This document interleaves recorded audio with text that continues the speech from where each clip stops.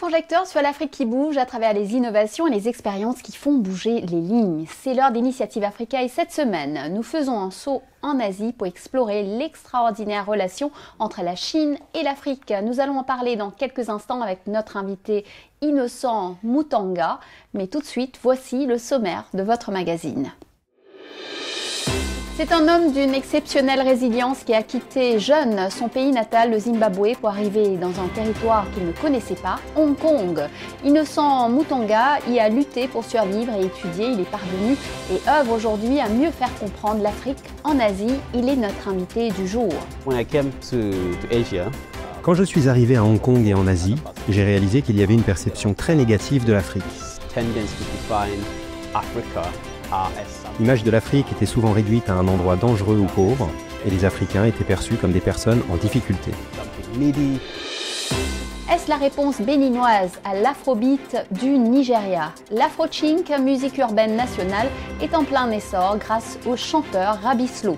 Il a encore épicé, il a mis d'autres ingrédients pour le mettre à la disposition du public international. La relation Afrique-Chine est en plein boom et plus de jeunes veulent maîtriser la langue chinoise pour s'insérer plus facilement dans la vie active. Les raisons qui m'ont motivé à choisir la langue chinoise, c'est parce que j'ai constaté qu'avec la Chine, il y a beaucoup de possibilités de l'emploi.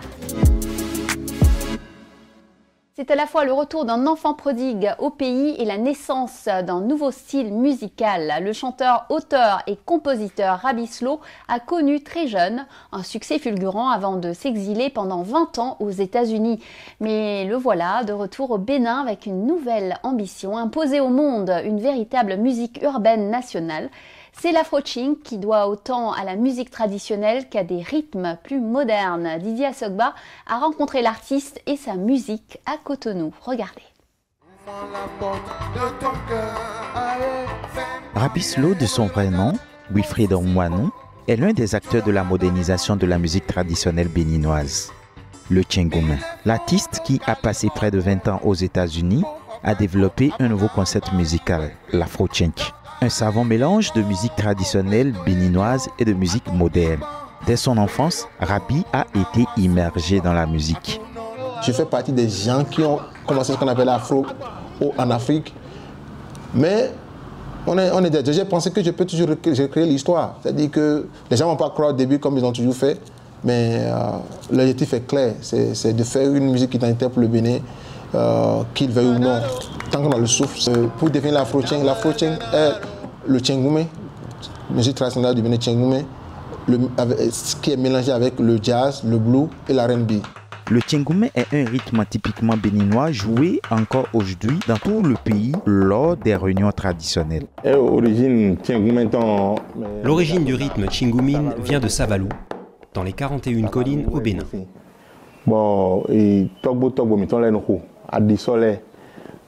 Nos aïeux jouaient ce rythme lors des cérémonies funéraires, les mariages et les baptêmes traditionnels.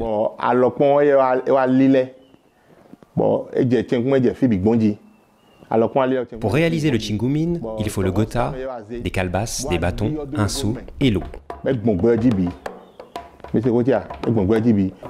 Le premier grand artiste connu est Adissor, avant que Alopcon ne vienne le rendre populaire.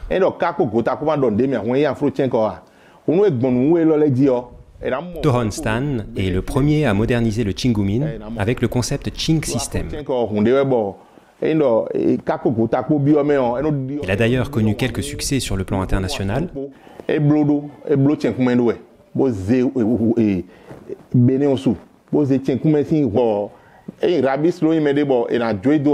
Aujourd'hui, c'est Rabislo. Ce qu'il fait, on doit l'encourager.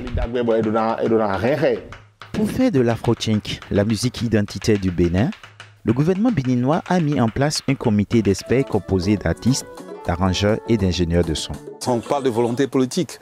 C'est le ministre de la Culture, donc je dis c'est le gouvernement qui décide que l'afro-chink sera la musique identitaire du Bénin, il faudra suivre, il faudra travailler dans ce sens. Parce que de toute façon, le Bénin, c'est un gisement sonore. Nous avons tellement de rythmes, tellement de musique, mais il faudra quand même se concentrer sur une musique et commencer déjà, réussir cette musique-là et réussir à l'exporter. Et puis après, on verra.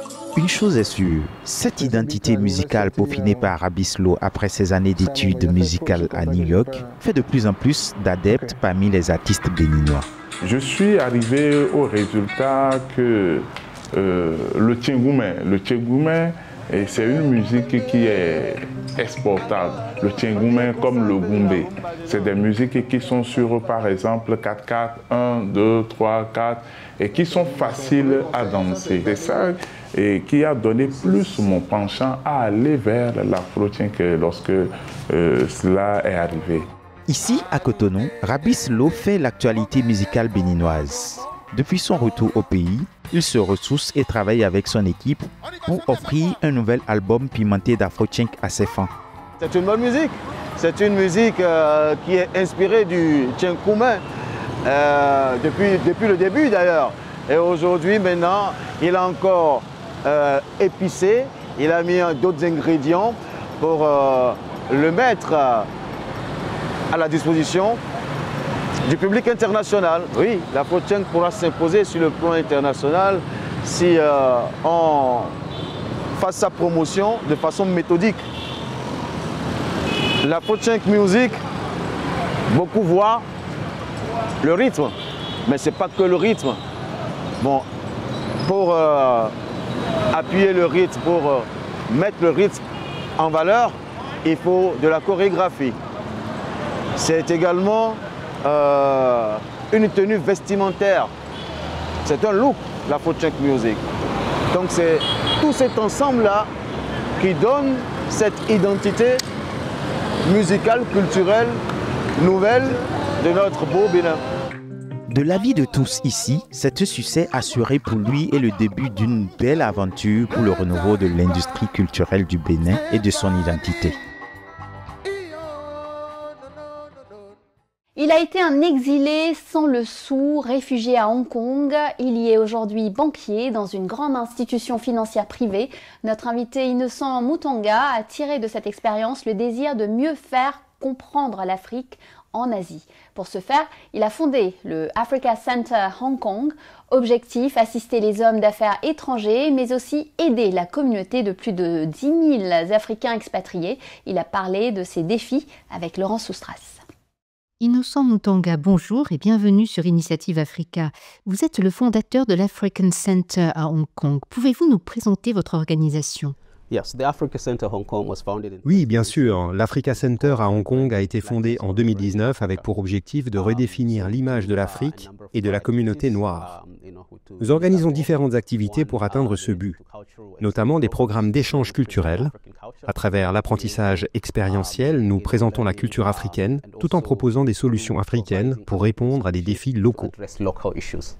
Vous proposez des immersions culturelles en Afrique, aussi bien pour les écoles, les entreprises que pour le grand public. Comment avez-vous perçu le besoin de mieux faire connaître l'Afrique dans cette région ?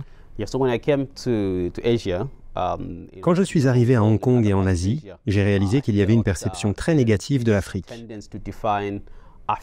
L'image de l'Afrique était souvent réduite à un endroit dangereux ou pauvre, et les Africains étaient perçus comme des personnes en difficulté.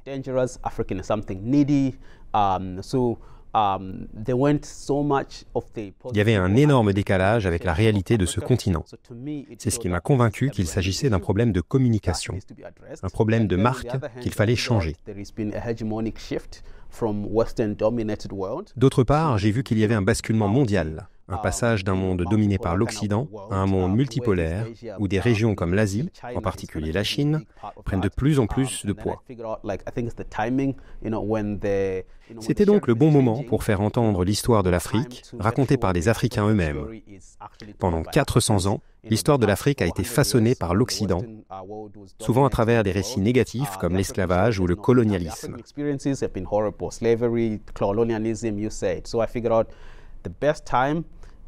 C'est maintenant, pendant cette transition, qu'il faut raconter l'histoire de l'Afrique.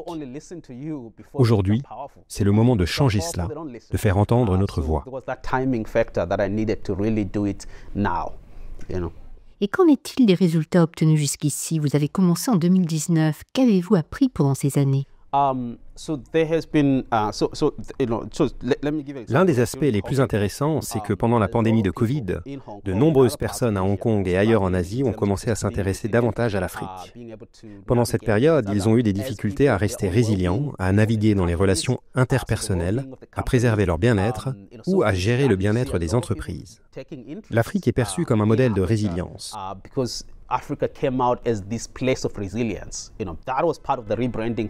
Nous avons voulu redéfinir l'Afrique. Ne la voyons pas comme un continent en crise, mais comme un lieu où les gens savent surmonter l'adversité. Les difficultés rencontrées par les Africains ne signifient pas que nous sommes condamnés, mais que nous avons quelque chose dans notre ADN qui nous permet de naviguer dans ce monde incertain. Cela a suscité beaucoup d'intérêt et aujourd'hui, de plus en plus de jeunes s'intéressent à l'Afrique. Ils sont fascinés par la manière dont les Africains continuent à sourire et à avancer, malgré toutes ces difficultés. Cette résilience, ce refus de se laisser abattre, est quelque chose qu'ils veulent apprendre et intégrer dans leur propre vie. L'intérêt grandit car les gens se rendent compte que comprendre l'Afrique, c'est aussi mieux comprendre le monde dans lequel nous vivons. Le monde est plus globalisé et interconnecté que jamais, et pour prendre des décisions, qu'il s'agisse d'investissements ou d'opportunités professionnelles, il est essentiel d'avoir une image juste et complète du monde. Ceux qui se trompent risquent de perdre gros.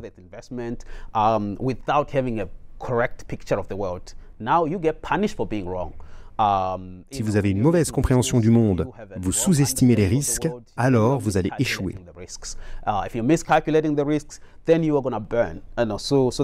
Ce changement a généré beaucoup plus d'intérêt chez les jeunes, les intellectuels, les entrepreneurs et même les investisseurs qui cherchent à diversifier leur point de vue. Qu'en est-il de la communauté africaine à Hong Kong? Il y a bien sûr beaucoup d'Africains ici. Quelles sont les actions que vous menez pour les soutenir? À Hong Kong, les statistiques gouvernementales parlent d'environ 5000 personnes dans la communauté africaine, mais nos propres estimations sont autour de 10 000 personnes ou plus. Pour cette population, nous soutenons principalement leurs aspirations. Je suis un grand fan des aspirations. Je crois fermement à l'éducation. Je suis convaincu que l'aspiration et l'éducation sont des leviers puissants pour le changement. Nous soutenons les jeunes Africains de 3 manières différentes. À travers des programmes de mentorat, qu'ils soient boursiers ou qu'ils recherchent des conseils pour réussir leur parcours académique. Pour ceux qui sont en quête d'un emploi ou d'une carrière, nous organisons des événements pour les connecter à des entreprises et des réseaux professionnels.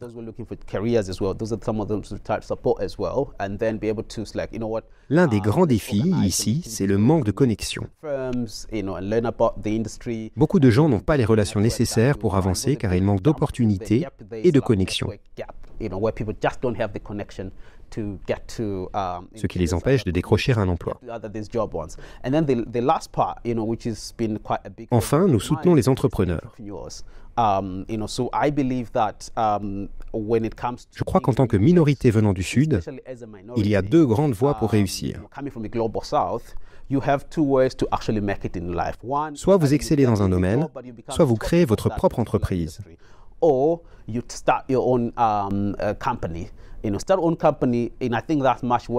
L'entrepreneuriat est une manière efficace de lutter contre la pauvreté et de créer des opportunités pour les autres.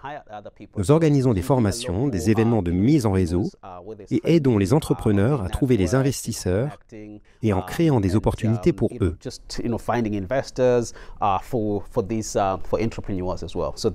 C'est une priorité pour nous et nous espérons que cela continuera de croître.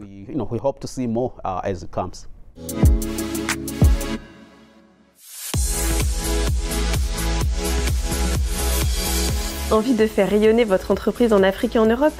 Augmentez votre visibilité avec Fréquence Business grâce à notre réseau de chaînes de télévision nationales dans plus de 40 pays.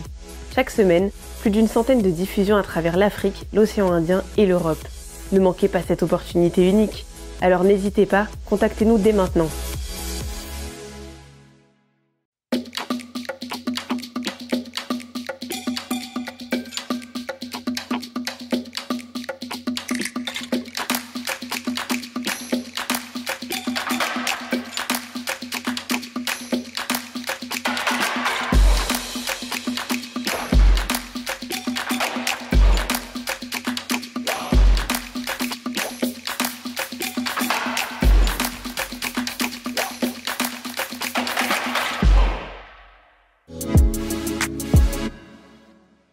Bienvenue pour la deuxième partie de notre émission.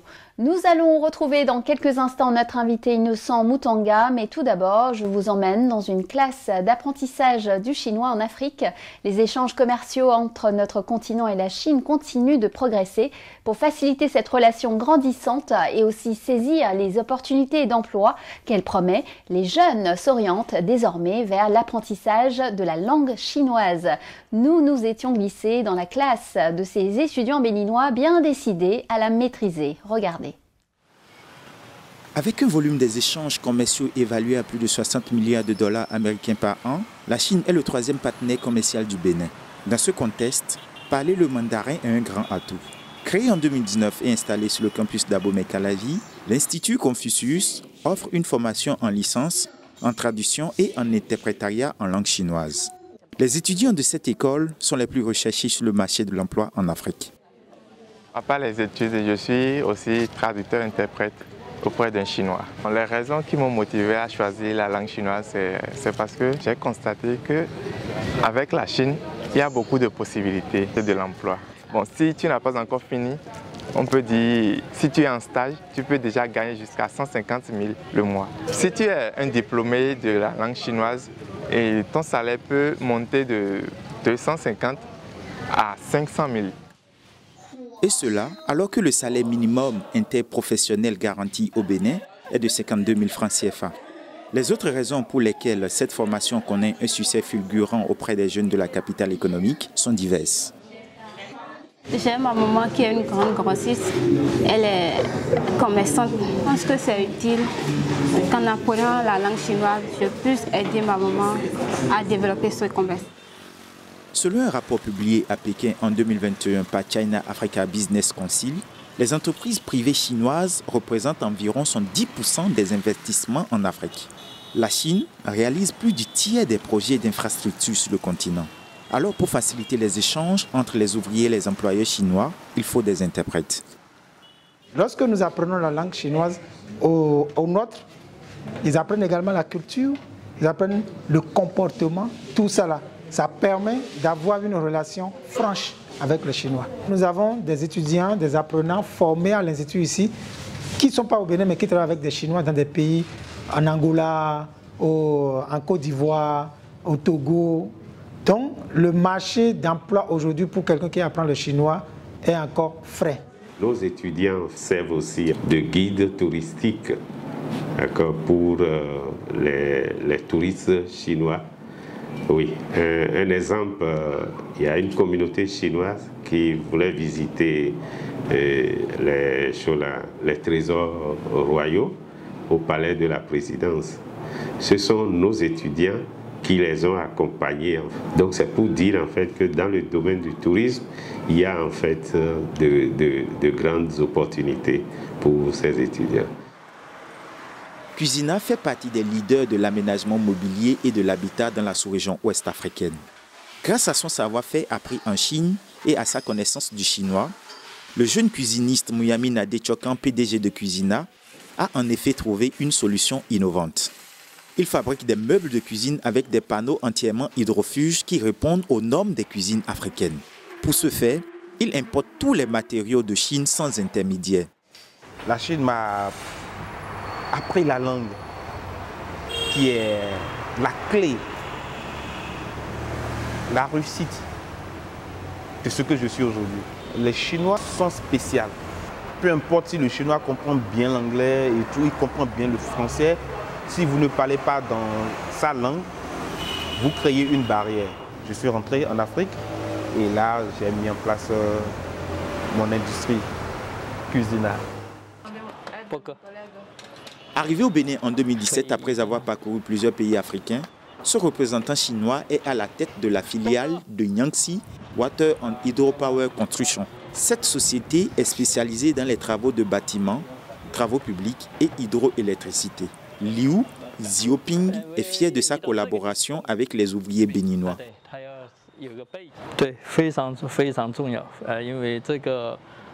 Elle est très importante.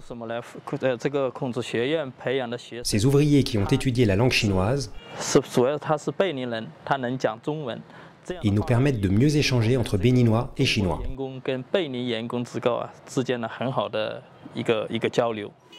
Avec le développement des échanges, l'avenir de cette coopération a encore de beaux jours devant elle, alors que l'Afrique est devenue un terrain très attractif aux yeux de Pékin.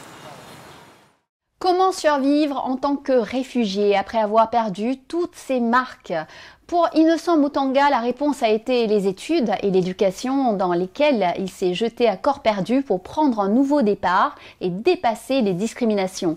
Il nous en dit plus dans la deuxième partie de son interview. Écoutons-le. Votre parcours, Innocent Moutanga, est fascinant car vous êtes arrivé à Hong Kong en 2013 en tant que réfugié. Pouvez-vous nous raconter comment tout cela a commencé? Oui, en 2013, je suis arrivé à Hong Kong en tant que réfugié en quête d'asile. Je venais du Zimbabwe où j'étais engagé dans des activités d'activisme social entre l'éducation, la politique et l'économie. Mon travail ne plaisait pas au gouvernement de l'époque.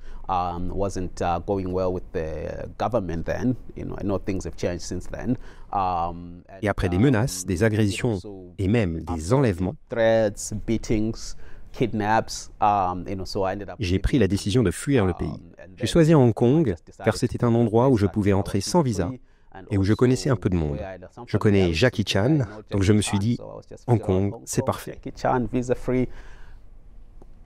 Nothing could have been much perfect like that. So, then I ended up in Hong Kong. Quand je suis arrivé, j'ai été sans abri pendant un temps, mais ma solution à tout cela a toujours été l'éducation. Je suis passionné par l'éducation. Je crois que l'éducation est la clé pour sortir de n'importe quelle difficulté. J'ai donc décidé de m'inscrire à l'université chinoise de Hong Kong, où j'ai étudié l'anthropologie et obtenu mon diplôme. Depuis, j'ai fondé l'Africa Center et j'ai aussi travaillé dans la banque d'investissement. C'est un parcours impressionnant, n'est-ce pas, pour quelqu'un qui, jeune réfugié, se sentait traité comme un paria. Comment avez-vous réussi à passer de la rue aux études dans une université prestigieuse ? C'était une question de persévérance, de résilience et de détermination.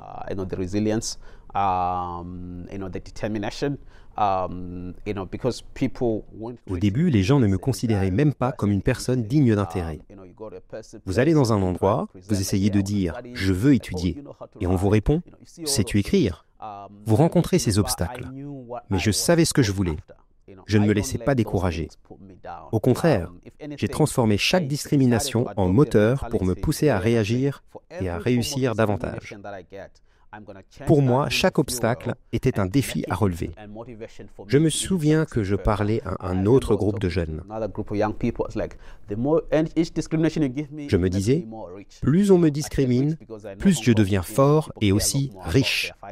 Pourquoi riche ? Parce que je sais qu'à Hong Kong, les gens se préoccupent beaucoup de leurs finances également. Alors, je l'ai appliqué à tous les aspects de ma vie. Donc, je pense que c'était beaucoup plus une question de savoir comment je pouvais avancer. Et ainsi, j'ai étudié le système à Hong Kong. C'est un endroit très bureaucratique, mais j'ai pris le temps de comprendre comment ça fonctionne. J'ai étudié le système, étudié la culture, étudié les gens. J'ai passé beaucoup de temps à lire, à discuter avec des historiens, des anthropologues, à fréquenter les bibliothèques.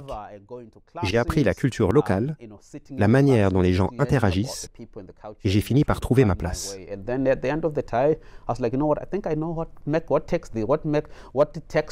À la fin, j'ai su que cet endroit était fait pour moi et que j'allais réussir ici. Vous avez mentionné la discrimination. Depuis votre arrivée à Hong Kong en 2013, comment avez-vous vu évoluer la compréhension entre les Africains et les Asiatiques? Et que reste-t-il à faire? Quand je suis arrivé en 2013, les relations entre l'Afrique et l'Asie, notamment la Chine, étaient principalement axées sur des échanges gouvernementaux, avec très peu d'interactions entre les peuples. Si des échanges existaient, ils étaient souvent marqués par des stéréotypes et des malentendus. À Hong Kong, la situation a beaucoup évolué. Au début, les gens évitaient les personnes noires, parfois même de manière étrange, en tirant les cheveux, en pinçant leur nez, en posant des questions embarrassantes. Les gens évitent ou font des suppositions basées sur des stéréotypes. Mais au fil des années, j'ai vu un changement significatif dans les mentalités. Même en ligne, sur des plateformes comme Twitter, on peut suivre l'évolution des points de vue. Chaque été, on remarque des améliorations dans la façon dont les gens pensent et ressentent à propos des Noirs. Aujourd'hui, il y a une nette amélioration. De moins en moins de gens associent les Africains à la dangerosité ou à la pauvreté. De plus en plus, les gens nous voient pour ce que nous sommes réellement, créatifs, résilients et pleins de ressources. Le changement est palpable. Je me souviens qu'au début, les parents étaient très inquiets de me voir près de leurs enfants. Je me souviens que, quand je suis arrivé, si un parent voyait sa fille avec moi, il était terrifié, inquiet de ce qu'il pourrait se passer. Aujourd'hui, c'est différent. Les parents sont plus ouverts. Ils m'invitent même à passer du temps avec leurs enfants. Il y a un réel changement dans la manière dont ils me perçoivent, ainsi que les autres membres de la communauté africaine. Les gens commencent à voir les différences sous un jour beaucoup plus positif. Il y a eu un véritable changement dans les sentiments à cet égard. Les relations économiques entre la Chine et l'Afrique ne cessent de se renforcer. Est-ce uniquement une relation économique pour vous ou existe-t-il une autre dimension plus culturelle, plus politique? Comment vous positionnez-vous par rapport à ce contexte? Pour moi, la relation Chine-Afrique va au-delà de l'économie. Je suis convaincu que la clé réside dans la croisée des chemins entre la culture et les affaires. Je suis bantou et je viens du sud-est de l'Afrique. Dans nos cultures africaines, notamment celles du Sud, les croyances en des éléments comme les totems influencent notre manière d'agir dans les affaires.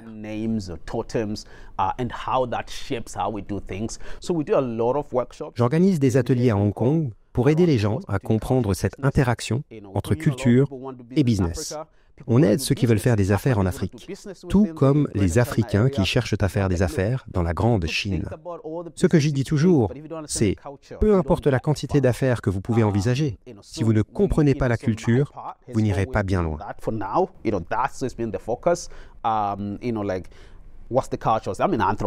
Je suis anthropologue avant tout. J'essaie de démystifier les différences culturelles, notamment dans la manière dont les Africains et les Chinois se perçoivent et interagissent. On entend « Pourquoi est-ce comme ça ?» Et je leur réponds « Ces personnes sont liées par des totems. » Ou alors, quand vous arrivez en Afrique, surtout dans le sud du continent, que vous soyez chinois ou européen, vous devez comprendre cette dimension du lien familial, qui n'est pas toujours sanguin, mais souvent beaucoup plus complexe. C'est là que je tente de démystifier les choses. Voilà comment je me positionne. Voilà, Initiative Africa, c'est fini pour aujourd'hui. Vous pouvez retrouver l'interview d'Innocent Moutanga ainsi que nos émissions sur notre site africaonair.com et bien sûr également sur tous nos réseaux sociaux. N'hésitez pas à liker, partager et commenter avec le hashtag Initiative Africa. Et n'oubliez pas, la semaine prochaine, même chaîne, même heure, je vous donne rendez-vous pour une nouvelle édition de Business Africa. Bonne semaine à tous.